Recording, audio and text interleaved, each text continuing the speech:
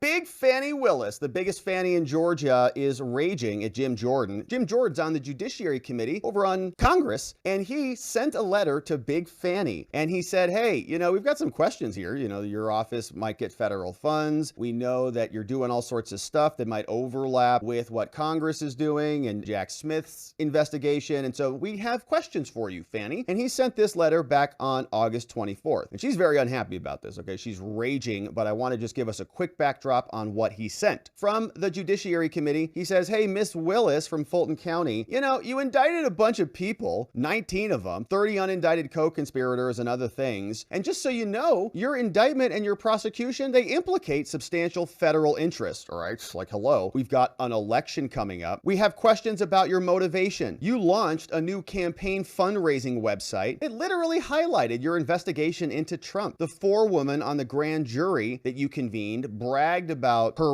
work during an unusual media tour. We heard from her. And there's been all sorts of complaints. The timing of this prosecution also has us concerned. In February, news outlets reported that you directed your office to open an investigation into Trump in 2021. Apparently, you sent a letter that your office was investigating this as a high priority thing. But why did you open it in 2021? And then suddenly 2.5 years later, boom, right when the presidential primaries are taking place, you're asking for a trial to be scheduled the day before Super Tuesday, Big Fanny. Why are you trying to do this? And also, your indictment implicates federal interests. It seeks to criminalize internal deliberations within the DOJ. Trump was talking to people at the DOJ. You want to criminalize him for that? That's federal business. There are also aspects of the indictment that give rise to questions about whether you're trying to criminalize aspects of speech of federal officers. And us as Congress, we've got an obligation to protect the First Amendment. And so when you do stuff like this, it raises concerns about the supremacy clause of the Constitution, and we have the right to investigate it. Now, you also know that this indictment charges Trump, and we've got a substantial interest in protecting former presidents here against partisan hack prosecutors from state-level politicized offices. Third, we have questions about how Congress appropriates federal funds to you. There's questions about how Fanny's office coordinated with Jack Smith during the investigation. You guys interviewed the same witnesses and so on. And the judiciary can investigate this. So look, Fanny, given the weighty interests at stake here, okay, the weighty interests, all right, the weighty federal interests coming out of your Fanny's office, what we have here are an interest in determining whether we need reforms. And so we want the following from you, right? Now, this is what Fanny's going to rage about. I mean, it's really going to come out heavy. Says that all documents and communications, blah, blah, blah. They want everything. Fanny, send us your paperwork. Get it to us no later than September 7th. Then we look at the calendar.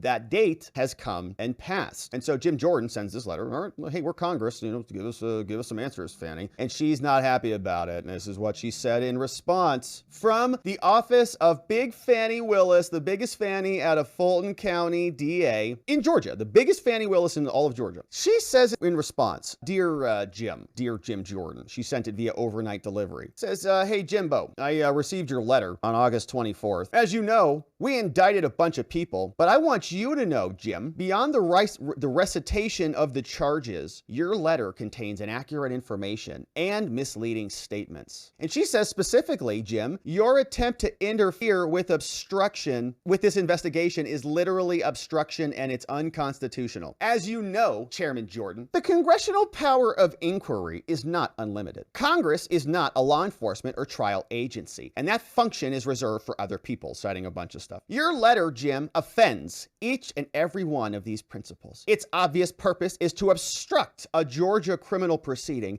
and to advance outrageous partisan misrepresentations. As I make clear below, Jim, there is no justification in the Constitution for Congress to interfere with the state matter as you're attempting to do here. Furthermore, your note calls to mind another letter recently submitted to the House. And this is, oh gosh, another letter recently submitted to the House Select Committee, and she's referencing a letter to Benny Thompson from the January 6th Select Illegally Constituted Committee, saying this unprecedented action serves no legitimate legislative purpose and would set a dangerous precedent. She's, I think, referencing him. She's saying, you said that Congress can't do these things when you sent a letter to Benny. Says, your letter also, Jim, offends the principles of state sovereignty. You're intruding upon Georgia's criminal authority. And as the Supreme Court held, and man, she's just doing a dump. All right, so look, see, this is just a big dump. This is just some, interns or, so-called prosecutors or whatever they've got over there, just dumping a bunch of case law. So you got this one, Lopez, Morrison, and,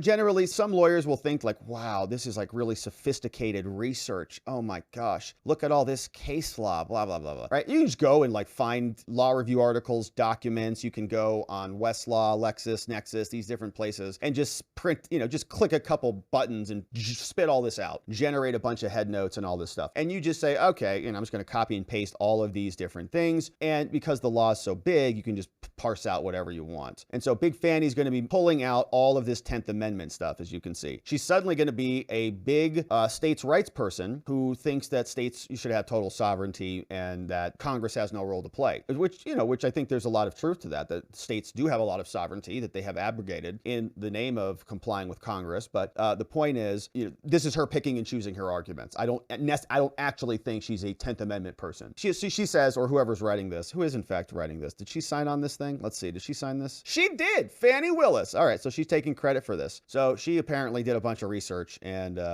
assembled this. So Fani says, in light of these principles, Jim, your attempt to invoke congressional authority to intrude upon or interfere with an active criminal case is flagrantly at odds with the Constitution. The defendants in this case have been charged under state law with committing state crimes. There is absolutely no support for Congress purporting to second guess or somehow supervise an ongoing criminal investigation or prosecution. She says that's a violation of Georgia's sovereignty and it's offensive and it will not stand, says Fani. I don't know what she's really going to do about it. But she says, hey, Jim, in addition, your demand for information regarding an ongoing criminal prosecution is offensive to any notion of separation of powers that recognizes the distinct roles of the executive and legislative functions of the government. As the Supreme Court has explained, the executive branch has exclusive authority and absolute discretion on whether or not to prosecute a case. And so she's citing more stuff. She says, indeed, and there's a lot of copy and paste case law here, but indeed, given that two of your requests concern any documents or communications among federal officials, we must note the position taken on similar matters by the DOJ. And so she's referencing a law review article over from Notre Dame and says the DOJ also has certain policy positions, blah, blah, blah. Bunch of copy and paste stuff right there. Big Fani says, all right, Jim, given that your inquiry implicates core federalism and separation of power concerns, the law restricts your authority. And also she continues, she says, hey, Jim, by the way, there are extremely good reasons why committees like yours have avoided interfering with trials. Sharing non-public information about pending criminal matters may violate ethical rules, which, as we're going to see, they don't care about. It may also prejudice defendants, victims, and witnesses and impact the integrity of the case. It could produce a bizarre dual track of discovery, and for these reasons, objections to a criminal investigation are properly raised at courts,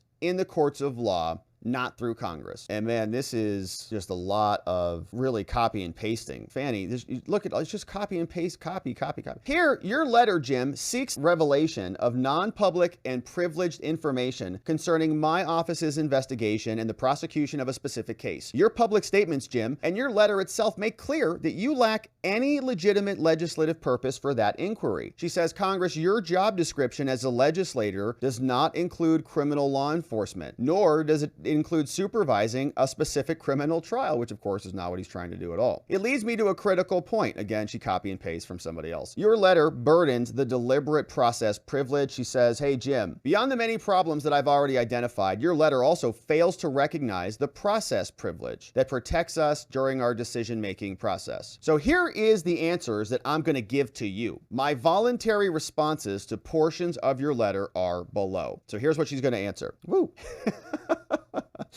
While settled constitutional law permits me to ignore your unjustified and illegal intrusion into an open state criminal prosecution, I will take a moment to voluntarily respond to parts of your letter, Jim. Chairman Jordan, she says, I tell people often, quote, deal with reality or reality will deal with you. Wow. Write that down, everybody. Okay, take your notepads out. Fani said, deal with reality or reality will deal with you.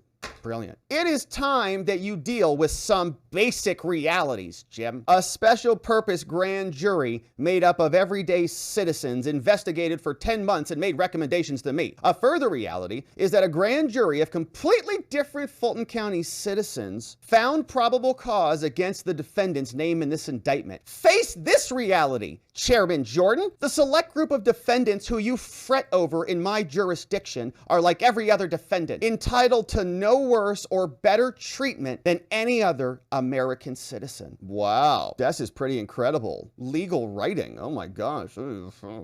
They say be forceful in your writing, but deal with reality or reality will deal with you. Maybe that's the title of her next book. What a stupid joke. She's quoting herself in her own legal writings. What an idiot. Your notion that different standards of justice should apply to a select group of people is offensive. Here's another reality you must face, Jim. Those who wish to avoid felony charges in Fulton County, including RICO, should not commit felonies in Fulton County. If you don't want to be charged with a crime, don't commit crimes. Another brilliant one. Probably should write that one down too. In this jurisdiction, every person is subject to the same laws, the same process. And because every person is entitled to the same dignity and held to the same standard, blah, blah, blah. Saying Trump's status as a political candidate cannot make him legally immune from criminal prosecution, which nobody has ever alleged. Not in this letter. The basic premise of your letter is wrong, which you must be making up now. The criminal defendant about which you expressed concern was fully aware of the investigation that we were conducting. I have no doubt that many Americans are also the subject of prosecutions, and that cannot bar a criminal investigation or prosecution, which is not what Jim was asking for. Jim asked for the following. He said, here, hey, Big Fani, I need the following information. I want documents.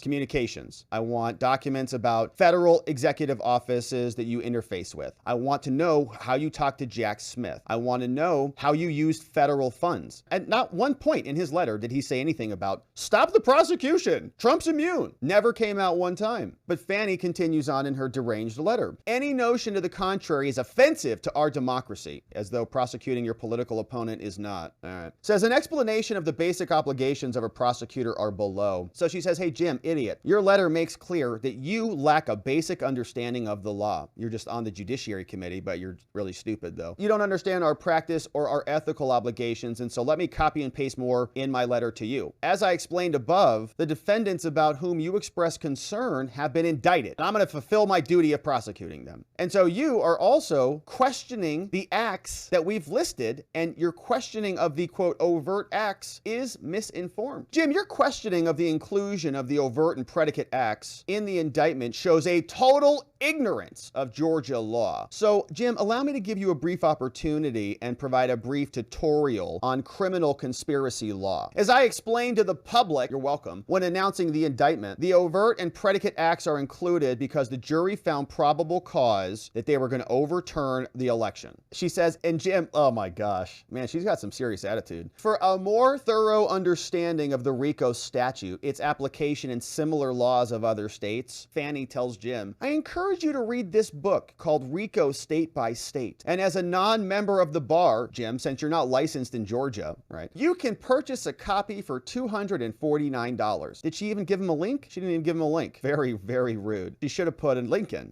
to the State Bar website, footnote 1 or whatever, and linked it down. Yeah. Man, so she's just saying, if you need to know more, I'm not going to teach you, but go read it somewhere else. I wonder if Jim's going to be happy about receiving this letter, or what he's going to do about it. Maybe he'll send another letter back. We'll see. Your questioning of the length of the investigation and the timing is unfounded. You say that we just made this up to charge him after 2.5 years and shoved this in the middle of an election season. She says, no, sorry, this investigation began with my office believing that critical witnesses would cooperate. Several witnesses did in fact cooperate, voluntarily come forward, and we did start and collect information during 2021. But the reason it took so long is because many witnesses were uncooperative and required subpoenas to compel their cooperation. So as a result of this resistance, we requested and received special purpose grand jury permission to compel them. You're going to find all of that attached in Exhibit B. And also, the superior judges authorized authorized us to do all of this stuff, and they said that we could have disruptions, and so the impaneling was scheduled appropriately. But rather than accept lawsuits and lawful subpoenas, multiple people chose to resist compliance, and they had to force my office to get orders compelling their participation. Lindsey Graham, who never actually got charged, who they interviewed, many of them refused to voluntarily comply. And so that's why we required 8 months to complete our investigation. If you're sincerely interested in improving federal law, Jim, I encourage you to make it incumbent upon your colleagues to cooperate with lawful investigations without requiring intervention by the courts. You know, it's your fault that you took so long to comply with us. That's why this thing took multiple years, is because everybody should have just bowed down and kissed the ring of big Fani Willis. She says, hey, Jim, yeah, by the way, we did use federal funds. What are you going to do about it? But we used it for our intended purposes. She says, Jim, you have no basis for your implication that we inappropriately spent federal funds. This office receives money from the DOJ grant programs. I've attached a summary of where we got our money from. And you're going to note that it includes money for our nationally recognized initiative to process long-neglected assault kits and prosecute dangerous criminals. We also receive federal funds for hate crime prosecutions, our community violence interruption efforts, and our programs with at-risk children, which should all be obviously stripped immediately from Congress. Just gone. Sorry, kids. Sorry. Sorry, guys. At-risk children. I don't know. Sorry about that. But if you and your colleagues follow through on your threats to deny this office federal funds, which they should, please be aware that you're deciding to allow rapists to go unprosecuted if you take our money away. Hate crimes are going to be unaddressed, and we're going to have to cancel programs for at-risk kids. Sorry, kids. I'm sorry about that. Yeah, I mean, it has to happen. I don't know what to tell you. Rapists running free, criminals everywhere, children just running rampant wild. It's total bedlam in Fulton County. Madness. Such vengeful, Jim, and uncalled for legislative action would impose serious harm on the citizens we serve, including the fact that it will make them less safe. Kids, man, the kids. Please note that the DOJ keeps meticulous records of our grant funding, Jim, and I invite you to request the information from them. You will undoubtedly be proud of the amazing work that has been done by Big Fani's office. We serve victims of this funding, and you will discover this office is in compliance with the terms of the funds. To educate yourself on the important work that we do, I want to share this video with you. Oh, she's sending this via email, so the link must be clickable. It is a compelling example of the work that our Saki unit does to grant federal funds. It says our community violence interruption program, also funded by the grant, has also been nationally recognized. And so you're threatening to defund Big Fani is going to cause problems. Well, it has to happen. I don't know what to say. Sorry, Fani. Maybe you shouldn't be a political partisan hack. It's your fault. Your allegations that I have used this prosecution for political benefit are unfounded. She says, Jim, your letter makes allegations that I somehow used this investigation or prosecution in a political manner to benefit with my campaign website. Nothing could be further from the truth. In fact, listen to this. She says, the allegations that you raise are thoroughly debunked, Jim, and they have been rated false by independent fact checkers at PolitiFact. Bum, bum, bum. Oh, all right, Jim, you idiot. Don't you realize PolitiFact already checked in? Look, they already looked into this, Jim. They already did their research. Just move on, okay? Fani's not partisan at all. PolitiFact says, did Fulton County DA Fani Willis campaign to get Trump? No, she didn't say that. PolitiFact. Well, case closed, everybody. We're done here. All right, below are the suggestions, says Fani. Here are some suggestions that you guys can do on the Judiciary Committee that are productive. All right, so now she's offering some advice to Jim. Hey, Jim, rather than overseeing me illegally, why don't you do the following? I do have some suggestions on how you can engage in productive legislative activity. First, victim witness advocates who take care of vulnerable victims and witnesses in offices are grossly underpaid. We need more money, and so Congress should provide more funding to victim witness advocates across the country. She says, second, the federal government has given money so that prosecutors can investigate old cases, and so you should give more money to us to investigate all untested kits. So we want more money here too, Jim. Third, you guys could be funding a program to turn children around who find themselves in trouble with the justice system, and so Congress should expand this program and give us more money. And fourth, Jim, our crime labs are terrible. Georgia is so overwhelmed. This is great stuff. This is stuff that you see all across the country that you often don't hear prosecutors admit. State crime labs across the nation are not properly funded. It's true. They cut corners. They just make crap up. Stuff has problems. They, oh, no, it's okay. You sure that's a problem? Put it back in there. Shake Shake it again. Hit it on the side. And there, it's working again. In fact, Georgia State Crime Lab is so overwhelmed, which means, DUIs and like all this stuff is just, the evidence is just garbage because the lab is so overwhelmed. They're all overworked. They all are over capacity. Anyways, that's a tangent. But this is Big Fani, who's, apparently the most perfect prosecutor in the whole country. People are dropping dead in her jails. And the crime lab is so overwhelmed. Leadership has informed me it does not have the capacity to test drugs like fentanyl or firearms used in violent crimes. Oh, well, maybe she should have focused on that than spending the last 3 years investigating a partisan prosecution. So they've referred us to private testers to obtain necessary evidence. It's like field days for criminal defense lawyers in Georgia. I'm sure they're having fun with DUI cases out there right now because their own state crime labs can't even process the tests. What a joke. Further, Georgia State Crime Lab does not have adequate financial resources to even properly pay their scientists to test their rape kits, drugs, or other scientific evidence in a timely manner. Nice job there, Fani. Way to run a prosecutor's office. Nicely done. Now she's going to blame the state facility. Oh, it's out of my control. It's the Georgia state. I'm just Fulton County. Right. Well, her county is a giant county in Georgia. I'm guessing she refers a lot of that stuff out to the state level. So she's not focused on fixing it, right? She could be focused on fixing it rather than prosecuting people. But instead, she'd rather write ranting screeds to Jim Jordan. She says, hey, the safety of persons in the criminal justice system should be your primary concern. As it seems, Jim, you have a personal interest in my office. You should consider directing the DOJ if you're so concerned about me, Fani. Why don't you send a letter to the Department of Justice to investigate the racist threats that have come to my staff because of your investigation and this investigation? For your information, Jim, I am attaching 10 examples of threats this office has received. See my exhibits. I'm providing these examples to give you a window into what has happened to me and my staff as I keep my promise of my oath to the United States of Georgia and do not allow myself to be bullied and threatened by members of Congress, local elected officials, and others who believe Lady Justice should not be blind and that America has different laws for different citizens. Yours in service,